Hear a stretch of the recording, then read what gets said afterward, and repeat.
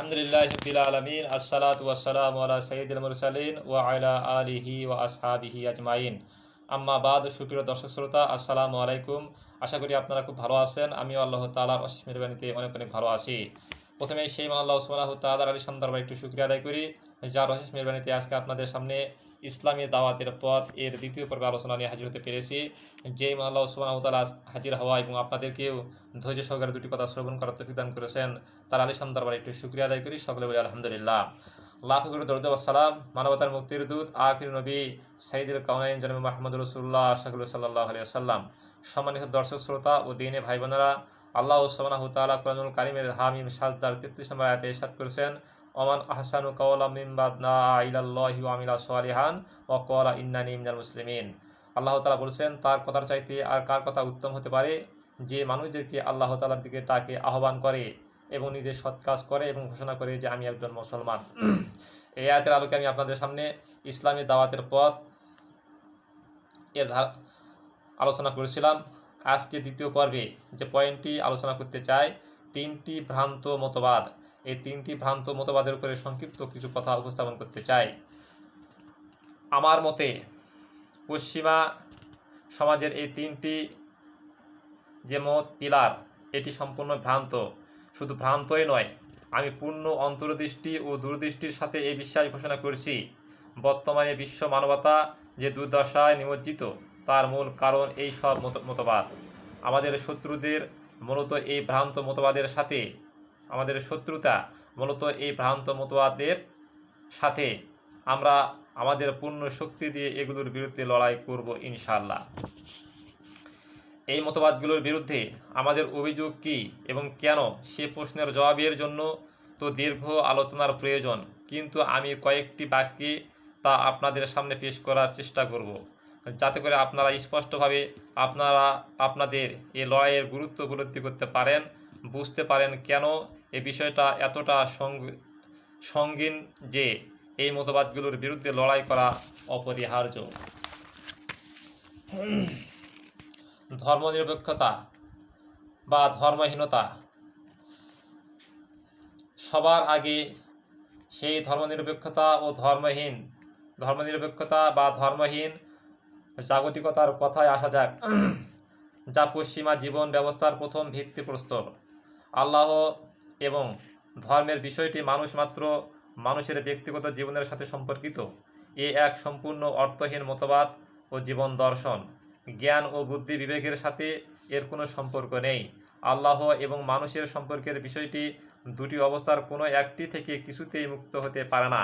তা হলো, হয়তো আল্লাহকে মানুষের এবং এই বিশ্ব জগতের সৃষ্টিকর্তার মালিক এবং সার্বভৌম শাসক হিসেবে মেনে নিতে হবে, নয়তো অস্বীকার করতে হবে।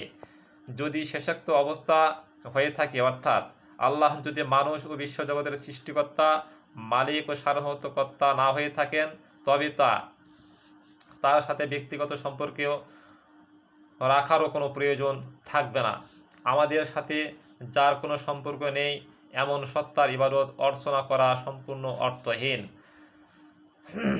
আর বাস্তবিকই যদি তিনি আমাদের এই সমগ্র বিশ্বজাহানের সৃষ্টিকর্তা, মালিক ও সার্বভৌমত্ব শাসক হয়ে থাকেন, তবে তার কেবলমাত্র আমাদের ব্যক্তিগত জীবন পর্যন্ত সীমাবদ্ধ হবে এবং যেখানে থেকে আমাদের একজন আরেকজনের সাথে মিলিত হয়ে দুজনের সামষ্টিক জীবন শুরু হয়, সেখান থেকে তার ক্ষমতা খতম করে দেওয়া হবে।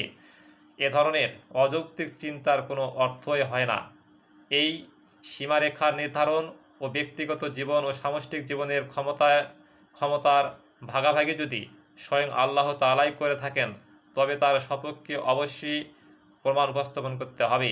আর যদি নিজেদের সামাজিক ও সামষ্টিক জীবনে মানুষ আল্লাহ থেকে মুক্ত হয়ে নিজেদের সকল বিষয়ে স্বেচ্ছাচারিতা স্বাধীনতা অবলম্বন করে, তবে এটা নিজেদের স্রষ্টা, মালিক এবং সার্বভৌমত্ব কর্তার সাথে সুস্পষ্ট বিদ্রোহ ছাড়া আর কিছুই নয়।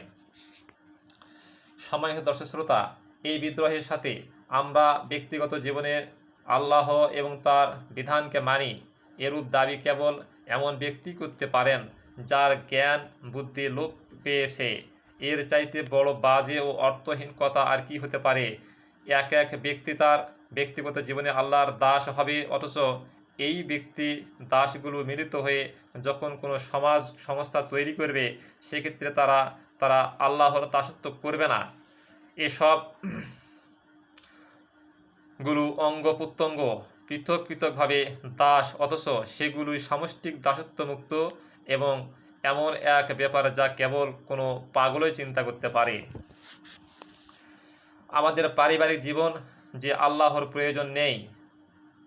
সম্মানিত দর্শক শ্রোতা, আমাদের পারিবারিক জীবনে যে আল্লাহর প্রয়োজন নেই, গ্রাম ও শহর জীবনে যে আল্লাহর প্রয়োজন নেই, কলেজ, মাদ্রাসা ও বিশ্ববিদ্যালয় জীবনে যে আল্লাহর প্রয়োজন নেই, হাট বাজার, ব্যবসা কেন্দ্রে যে আল্লাহর প্রয়োজন নেই, সংসদ পার্লামেন্ট ভবনে যে আল্লাহর প্রয়োজন নেই, কোর্ট কাছারি সেক্রেটারিয়েট যে আল্লাহর প্রয়োজন নেই, রাষ্ট্রপতি ও রাষ্ট্রমন্ত্রীর প্রধানমন্ত্রীর অফিসে যে আল্লাহর প্রয়োজন নেই, ক্যান্টনমেন্ট ও পুলিশ লাইনে যে আল্লাহর প্রয়োজন নেই, যুদ্ধ সন্ধির ক্ষেত্রে যে আল্লাহর প্রয়োজন নেই, অবশেষে সেই আল্লাহর যে আর কোন কাজের প্রয়োজন, সে কথা আমার বুঝেই আসে না। এমন আল্লাহকে কেন মানতে হবে যে আল্লাহর এই সব সেক্টরে প্রয়োজন নাই? অনর্থক কেন তার ইবাদত অর্চনা করতে হবে, যিনি এতটা অকর্মণ্য যে জীবনের কোনো ব্যাপারে আমাদের পথ নির্দেশের দান করতে সক্ষম নয়? নাউজুবিল্লাহ। নাকি তিনি এতই অজ্ঞ যে কোনো ব্যাপারে তার কোনো পথ নির্দেশ আমাদের দৃষ্টিতে যুক্তিসঙ্গত ও গ্রহণযোগ্য ঠেকে না? এই তো গেল এ বিষয়ের যৌক্তিক দিক। বাস্তব দিক থেকে দেখলে এর পরিণতি বিরাট ভয়াবহ। বাস্তব ব্যাপার হলো, মানুষ যখনই জীবনের কোনো বিষয়ে আল্লাহর সাথে সম্পর্ক ছিন্ন করে, তখন অবশ্যই সেই বিষয়ে শয়তানের সাথে সম্পর্ক গড়ে তোলে। মানুষ ব্যক্তিগত জীবন বলতে আসলে কোনো কিছু নেই। মানুষ মূলত একটি সমাজবদ্ধ জীব।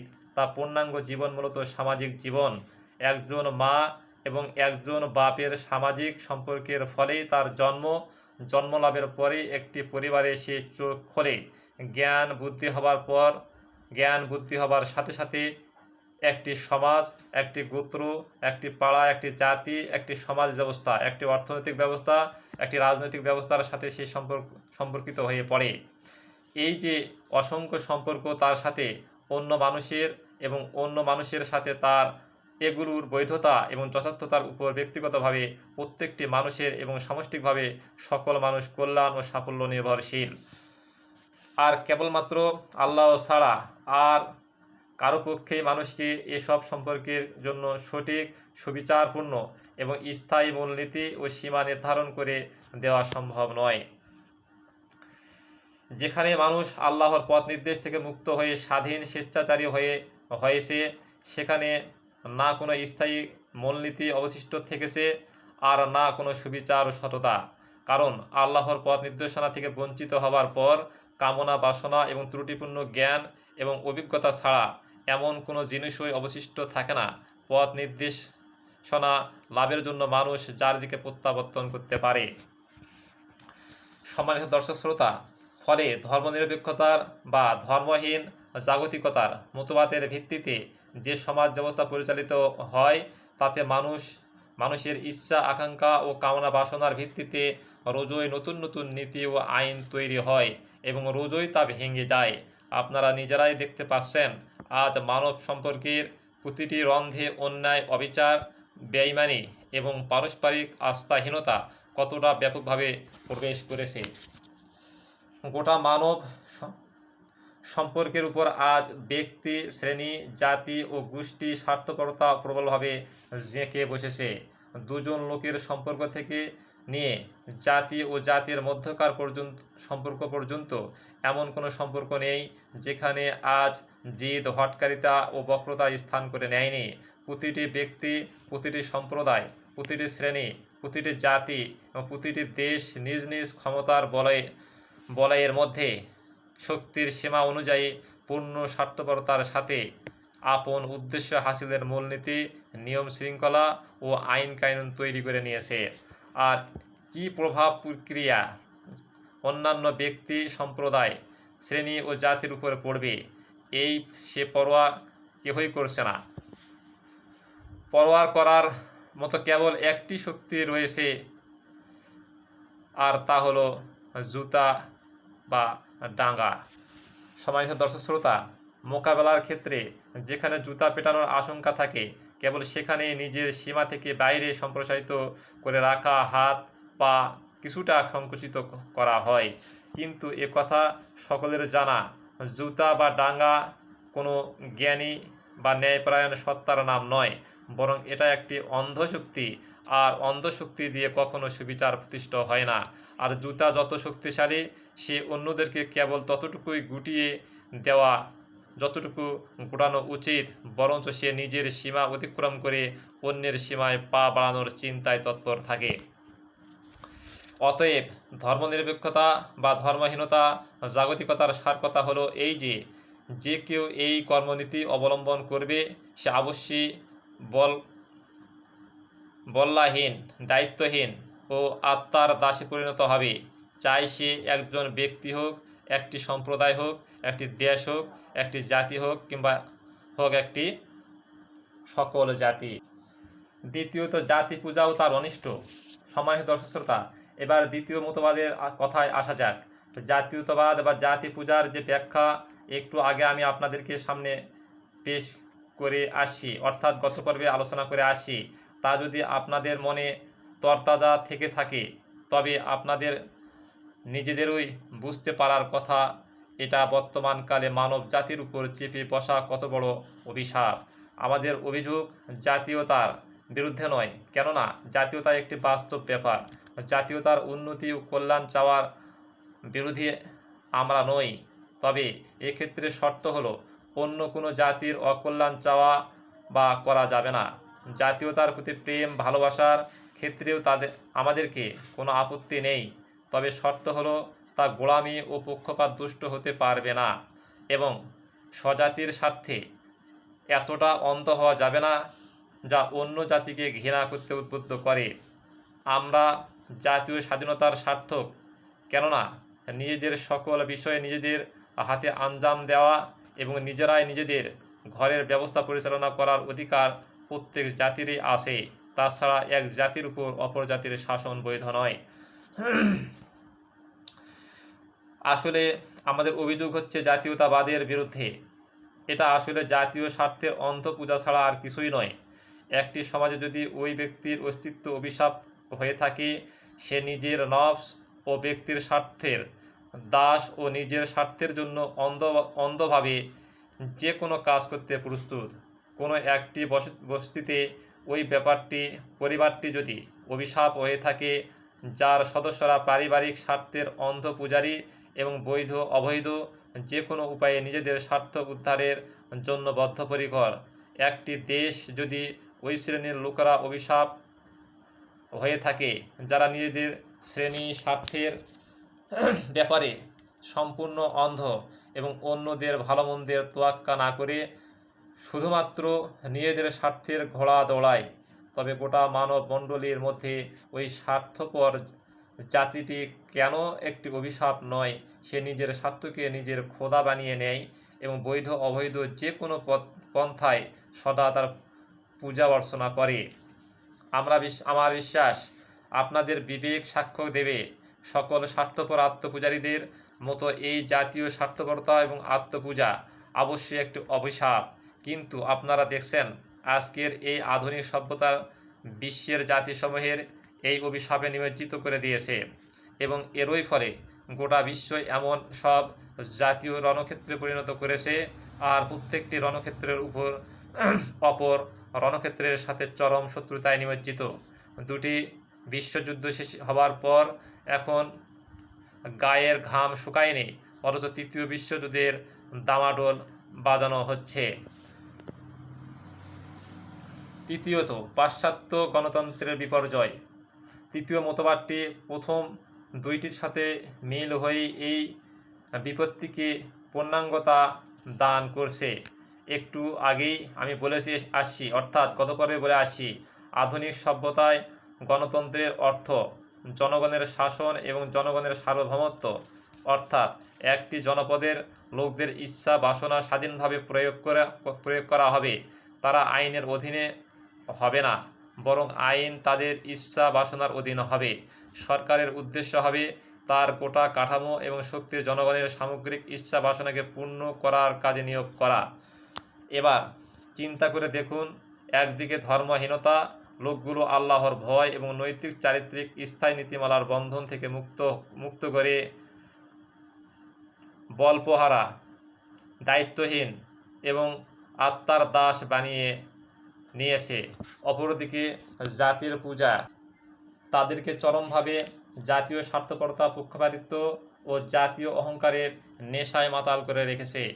আর অন্যদিকে এই গণতন্ত্র বলপাহীন, উন্মাদ আত্মার দাসত্বের ইচ্ছা বাসনাকে আইন প্রণয়নের পূর্ণ ক্ষমতা দান করে এবং রাষ্ট্রের একটিমাত্র উদ্দেশ্য নির্ধারণ করে দেয়, তা হলো তার গোটা শক্তি এমন প্রতিটি জিনিস লাভ করার জন্য ব্যয় করবে। সমষ্টিকভাবে এই লোকেরা যার ইচ্ছা বাসনা প্রকাশ করবে। প্রশ্ন হলো, এ ধরনের স্বেচ্ছাচারীর অধীন সার্বভৌমত্ব জাতির অবস্থা একজন ক্ষমতাধর স্বেচ্ছাচারীর চাইতে কেমন করে ভিন্ন হতে পারে? এক ব্যক্তি স্বেচ্ছাচারীর স্বাধীন ও শক্তিমান হয়ে একটি ক্ষুদ্র পরিসীমায় যা কিছু করে, এ ধরনের একটি জাতি তার চাইতে অনেক বড় পরিসীমা ঠিক তাই করে থাকে। অতঃপর বিশ্বে তখন এ ধরনের জাতি সংখ্যা একটি না হয়ে বরং সমস্ত তথাকথিত সভ্য জাতি এই ধাঁচের ধর্মহীনতা, জাতিপূজা ও গণতন্ত্রের ভিত্তির উপর সংগঠিত হয়। তখন বিশ্বটা নেকড়ের সমরক্ষেত্রে পরিণত হবে, না তো আর কি হবে। সম্মানিত দর্শক শ্রোতা, এই সব কারণে এই তিনটি মতবাদের ভিত্তিতে প্রতিষ্ঠিত সমাজ ব্যবস্থাকে আমরা বিনাশ ও বিপর্যয়কারী মনে করি। আমাদের শত্রুতা হলো ধর্মহীন, জাতীয়তাবাদী গণতান্ত্রিক ব্যবস্থার বিরুদ্ধে। তার প্রতিষ্ঠাতা ও পরিচালকরা পশ্চিমা হোক কিংবা প্রাচ্যের অমুসলিম হোক কিংবা নামের মুসলমান, তাতে কিছুই যায় আসে না। যেখানেই, যে দেশেই এবং যে জাতির উপরেই এ বিপদ চেপে আসবে, আমরা আল্লাহর বান্দাদেরকে অবশ্যই তার ব্যাপারে সতর্ক করব, বলবো এই বিপদ নিজেদের ঘাট থেকে দূরে নিক্ষেপ করুন। সম্মানিত দর্শক শ্রোতা, এই ছিল আজকে আপনাদের সামনে তিনটি ভ্রান্ত মতবাদের উপরে কিছু কথা। এতটুকু কথা ব্যক্ত করেই আজকে দ্বিতীয় পর্বে আলোচনা এখানে শেষ করলাম। ওয়া আখিরু দাওয়ানা আনিল হামদুলিল্লাহি রাব্বিল আলামিন। আসসালামু আলাইকুম ওয়া রাহমাতুল্লাহ।